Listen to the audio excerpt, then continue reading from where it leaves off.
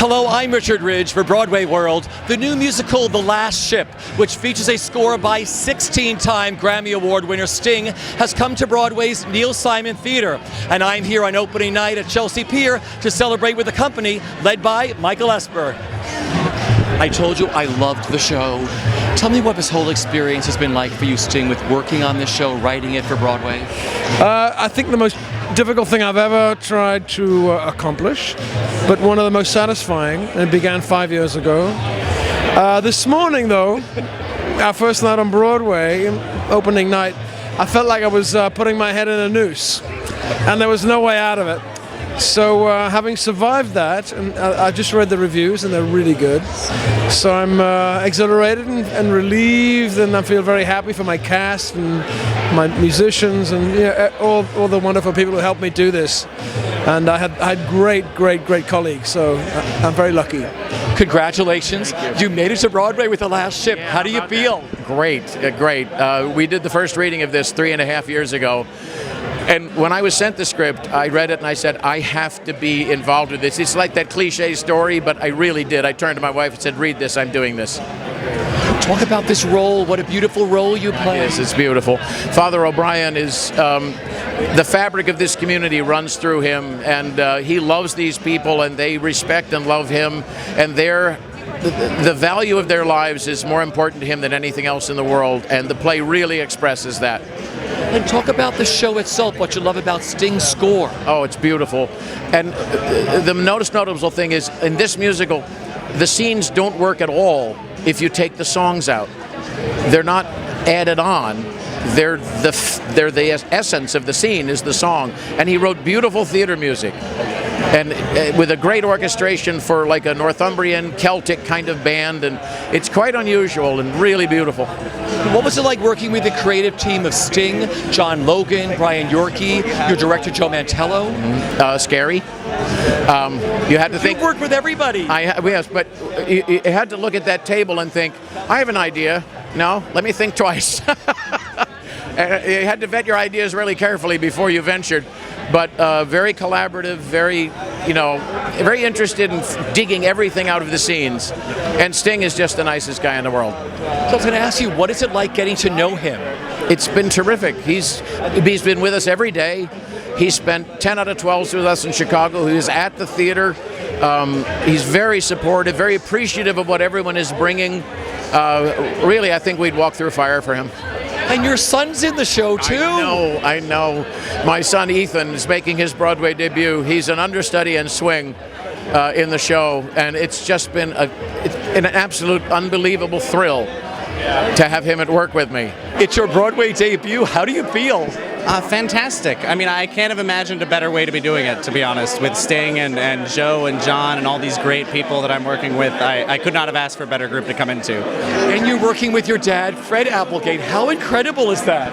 It's incredible. I mean, I honestly can say I did not expect to do this for at least another 20 years into my career. But, I guess sometimes the universe gives you a gift, so I just take it. Is it all surreal to make your Broadway debut in a show of this nature? Sting, Joe Mantello, John Logan, Brian Yorkey. Yeah, it is, and from the very beginning, I was very excited about coming into that. But really, over the course of rehearsing, you kind of learn that it really becomes a community and becomes a family, and it doesn't matter who any individual person is because you're all working together towards the same goal, and it's a magical thing. When you took your bow tonight, Broadway debut, what do you remember thinking? I just remember thinking, I'm standing behind Sting, making my Broadway debut. I mean, I can't really, I can't ask for anything better. Welcome to Broadway, your debut. How do you feel? Well, it's my theatrical debut. I never worked as an actor in the theater before. This is my theatrical debut anywhere. So I'm a little bit overwhelmed. And I've still got an awful lot to learn, but I'm getting there. I'm trying. So what was it like when this came your way? Were you like, maybe I should, maybe I shouldn't? What were you thinking? Sure, yeah. I wondered if I could, I wondered if I'd be able to do it. I wasn't sure. I'm still not sure sometimes. Every evening, I think to myself, I've got a mountain to climb every evening. There's There's no time when I can go on and relax. Yeah. I feel I have to climb a mountain every evening, but it's very exciting, and I feel very comfortable. Talk about this role that you play and what you love about him. Well, first of all, it came around organically but accidentally. I went down to work with Sting on the songs, only ever intending to sing the songs. I never had any idea or ever any intention of being in the show. So they kind of bushwhacked me. But it happened organically and naturally as it went along. Sting and I would run the scenes together, and it just kind of came about like that. And working with this cast. Oh boy, what a fantastic company. You know, when I started a few months ago, people, the director would say, Jim, can you move downstage left? And I'd think, where's that? And the boys would say, it's all right, you're over there. So they've helped me and they've shepherded me and they've encouraged me and cared for me, and it's a fantastic company. It really truly is a fantastic company, and I owe them the little bits that I've learned from them. When you took your bow tonight, theatrical debut, Broadway debut, do you remember what you were thinking? Yes, I was thinking I wish my parents could have seen it, and I just felt really proud. I felt I'd represented Newcastle in an important way, and I was just glad I hadn't tripped over and fallen on my face. That was a lot of relief. It's opening night. How do you feel tonight? So good. I mean, God bless the universe. This is my 9th Broadway opening, and this was the best one. Really? Yeah, because often you're so sort of controlled by the adrenaline or the anxiety of it all, because the show is ready, but it's just barely ready, And we were ready to go. We have an incredible creative team. It's from Sting to Joe Mantello, our director, who he got us here, man, and John Logan and Brian Yorkey and Steven Hoggett. This show was ready to go, which is rare. So as an actor, we weren't up there all looking at each other, sort of having to go, oh God, oh God, oh God. We were just able to tell the story, and to have that that was a gift for opening night. Let's talk about this story. When you first read the musical, why you wanted to do it and what you love about it. Well, I have 2 little boys, and it's a big father and son story. And who doesn't have daddy issues, right? I mean, and so special. My father was there tonight. My mother and my father were there tonight, and actually to have a relationship with the actor playing my stepson in the show, Colin Kelly Sordelay. It's his Broadway debut. I mean, my God. I mean, it was just such a beautiful night, and so from the second I read the script, I just knew sometimes things just happen, They happen for reasons, and it was the right time for this, and I was really moved by the story. Yeah. And what you love about the role? Well, first of all, I get to sing this song, What Say You, Meg, which when we were in rehearsals for the workshop about over a year ago, Sting said, Aaron, I wrote this song for you. Would you like to hear it? And I said, yeah. So we went into this room, and Rob Mathis, our genius music director, orchestrator, arranger, played the piano. Sting played the guitar and sang What Say You, Meg to me. And talked to me about how he was influenced by Rodgers and Hammerstein, which is why I'm in this business. I grew up watching those movie musicals.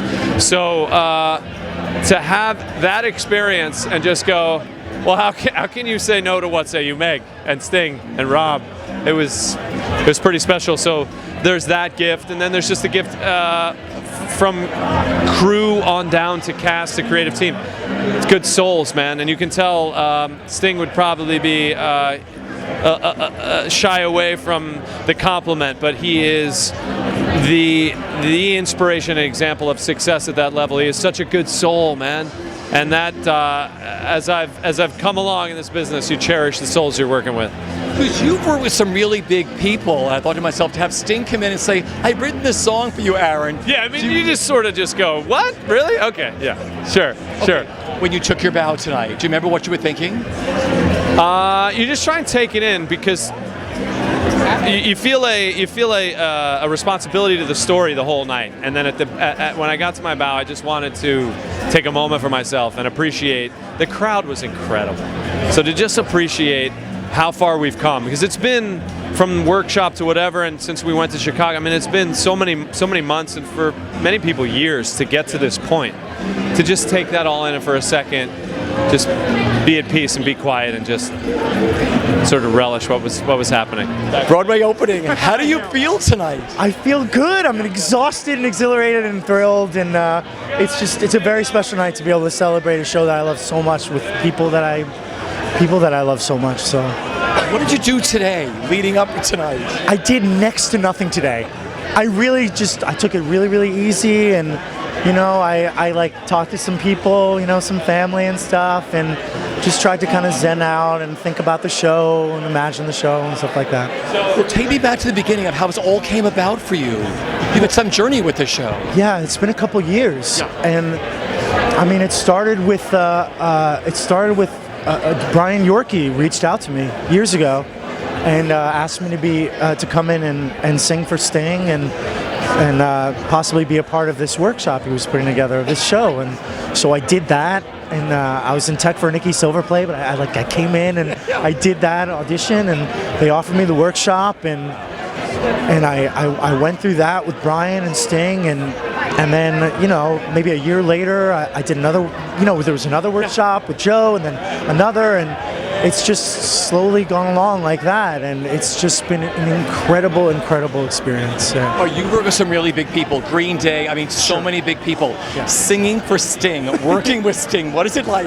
It was very, very intimidating in the beginning. It was really scary. I mean, yeah, of course. I mean, singing, it's his songs for him. It's a tricky thing to know how to enter into, but I was very lucky. We were very lucky because it turns out that he's an incredibly generous person and an incredibly generous artist and collaborator.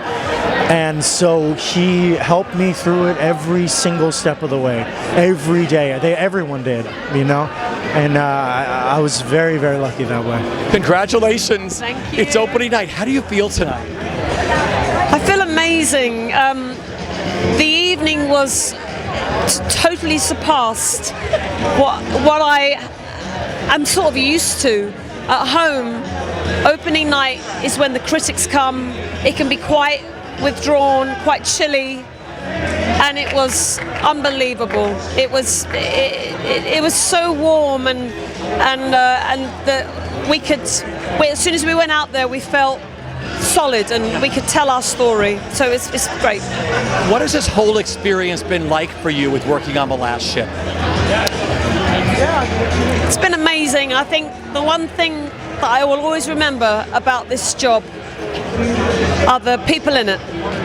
It's not about this person has a song, this person, it's not that. The story is about community, and that's what we are. In this show, we're a community, and I love every single person in this. I've never really said that before. I've been doing this 34 years, and they're all men, smelly men. That's good, right? Yeah, but that is really good. It's been amazing. And Sting, I would walk hot coals for that man. I'd do anything for, I would. We all would. Sorry, Gary, my husband. Yeah, we all would. He would let you. Yeah, no, he's totally inspiring, beyond words. He's at the front of the ship, sailing that thing, and we just follow what he does because you just look up to him with so much admiration. Is it surreal? You're working with Sting. It was for about 5.5 months. The last 2 weeks it's got a little easier. And let's talk about this role, what you love about her, because you connect to her so beautifully. Oh, thank you. It's just such an honest, grounding story, and my character is all about heart and about people's lives, and that's what I'm about. That's what Sally Ann Triplett's about. I love telling stories like that, and it's just an honor and a thrill to be telling it. And the cast, there's veterans, there's many Broadway debuts. I mean, it's all across the map. It must be wonderful to work with this cast. It's incredible. Like Fred Applegate, he's he's a hero. He's amazing. Working with Jimmy Nail is, he's so funny, and says such great. We have such a great time in the wings, and he's English, and we talk about stuff. Like there's a little bit on stage, and we improvise. And I said, "What do you want for your tea tonight, pet?" "Well, I'll have egg and chips." I said, "I'm not cooking." I said, "All right, we'll have fish and chips." "Right, we will." He's he's great. It's great. So when you took your bow tonight, do you remember what you were thinking? I was thinking about Sting. I was thinking about my dad, because he's not with us anymore. I was thinking about my mum, because she's at home. But mostly I was thinking about Sting. I'm just hoping that it's fulfilled everything for him. So it is opening night. It's your debut. How do you feel? Blissful. It couldn't have gone better. I was so pleased and just excited to be here finally. It was my lifelong dream, and so it's happening finally, and it's pretty amazing. Right, this has to be really surreal. I know you're calm and collected right now, but Sting? Yes, Sting, who wrote a song for me to open the second act, and I couldn't be more pleased to do it every night and to try and knock it out of the park and make him proud. Well, you do that. Oh, thank you. No, talk about this piece you have around your neck. Well, the necklace and the ring I made as gifts for the cast. So I made necklaces for the ladies and cufflinks for the gentlemen for their opening night present. And so I sculpted it out of clay, and I'm very pleased with them. All right, let's talk about the role you play. Saucy. Yeah. Talk about who you play. I am Mrs. D, is the bar owner of the Ship in the Hole pub, which actually was a real pub in Wallsend, and sadly is no longer there, but I hope I'll do her proud. Okay, so when you took your bow tonight, Broadway debut, what do you remember? I remember looking out over the crowd, and they were all on their feet, and the response we had for them was so lovely, and I'm never going to forget a single moment, let alone the bows. It is your Broadway debut. All right, tell me how you really feel. I am beside myself. This is a dream come true. I can't believe I'm making my Broadway debut. I am so excited. It's ridiculous. With Sting. I know, with Sting as my boss, as my, when I started working on the show, I was a massive fan, and I thought I've got to keep it together. He's now a contemporary of mine, and it was very, very hard to make that transition from being a massive Sting fan to working alongside him in the room. It was amazing. So what was it like the first time singing for him? Extremely nerve-wracking singing for Sting for the first time. It still is. I mean, you want to do his work justice. You want to do him proud, but he's so supportive. He's so wonderful and generous. He loves this process of creating for the theater. Oh, Sting loves the process of creating. He cares about what he's done. He has been in every rehearsal.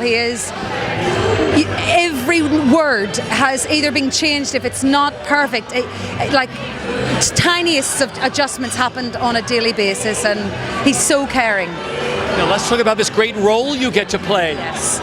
My role is Meg Dawson, and she's a fiery, feisty, Northern English girl who knows what she doesn't want, doesn't quite know what she does want, and loves her community, cares so much about the people in her life, and I think she's very close to my heart.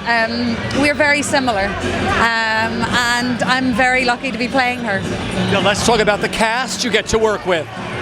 The cast are incredible. We have got the creme de la creme of Broadway, cast and creatives. I mean, if you're going to put on a brand new musical, you pick these bunch of cast and creatives. I mean, they are so at the top of their game, and I am so lucky to be just even being in the same room and working with this wonderful material with them. It's a dream job.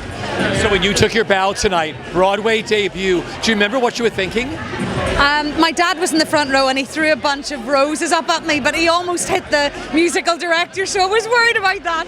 But no, I just thought take this in, take hold and treasure this moment for the rest of your life, Rachel, because that feeling only happens once in a lifetime, and it happened this evening. Have the best time on this journey, because I know this is really special for you being in this show. Yes, the journey is just being... I auditioned in London exactly today. A year ago, I had my final in New York. You got that exclusively. Today, a year ago, I had my final in front of Sting, Joe Mantello, Logan, and the next day they said yes.